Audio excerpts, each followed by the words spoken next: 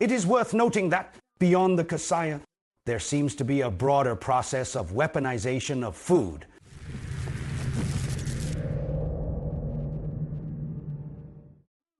What kind of death is starvation? If starvation is used as punishment, is it cruel enough? This is the tragedy that happened in the Kasaya. The Peninsula article on March 27th said, 27 people have starved to death in Gaza. This includes 23 children. The article emphasizes, Israel uses hunger as a weapon of war. Think about 2 million people surrounded by a small area.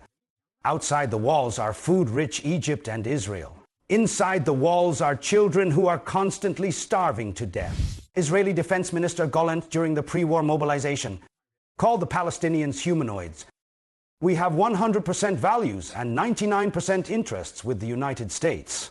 It seems that his description of the US-Iran relationship is very accurate, because the United States has not only exercised veto power on the ceasefire issue 4 times, and on March 22nd, they offered a false ceasefire with no ceasefire demands at all. After this false ceasefire agreement was vetoed by the righteous nation, America hits back, accusing just nations of undermining peace efforts. March 26th, the United Nations has finally passed a resolution calling for a genuine ceasefire. This time, the United States abstained from voting. But soon, the American spokesperson Kobe Bryant announced that the U.S. abstained from voting does not represent a change in U.S. policy. Security Council resolutions are not binding. So the question is, who can reign in an American-Israeli alliance that shares 100% of the same values and is brutally starving Palestinians? The atrocity of starving Palestinians to death really shows the difference between the eyebrows. Enjoy 100% values. 1974.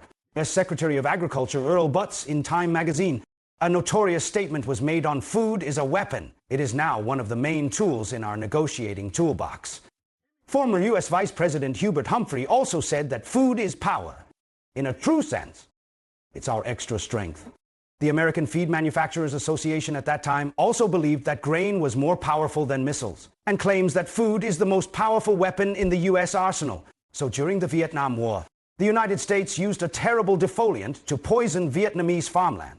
1980, America is testing the idea again. Impose a food embargo on the Soviet Union. Nearly half a century has passed. The U.S.-Israel alliance, which bills itself as a civilized nation, is once again using food as a weapon. Let the Gazans wither like leaves. It is worth noting that, beyond the Kasaya, there seems to be a broader process of weaponization of food.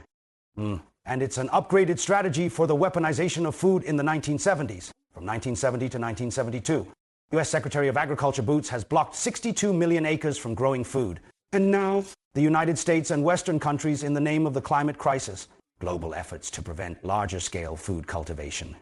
The Netherlands plans to close 11,000 farms. All over Europe, we're raising standards. Very, very tall. Deliberately increasing costs make it difficult for smallholder farmers to survive.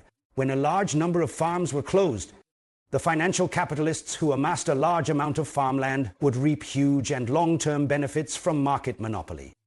Is this account difficult to calculate? They have acquired a large amount of land in Ukraine. If Russia, the other grain-producing nation, is brought down and captured by Western capital, the whole world will surrender to beauty. The famous quote that the National Feed Manufacturers Association said half a century ago, "Food is more powerful than missiles."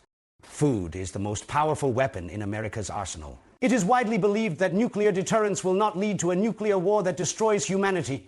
However, when Gazans are caught between 2 countries with abundant food supplies and yet are suffering from famine, you must not doubt a war to destroy part of humanity's food supply will not break out, except for Gaza. The United Nations also issued a warning on March 20th. In the coming weeks and months, some 222,000 children in Sudan are at risk of dying from malnutrition.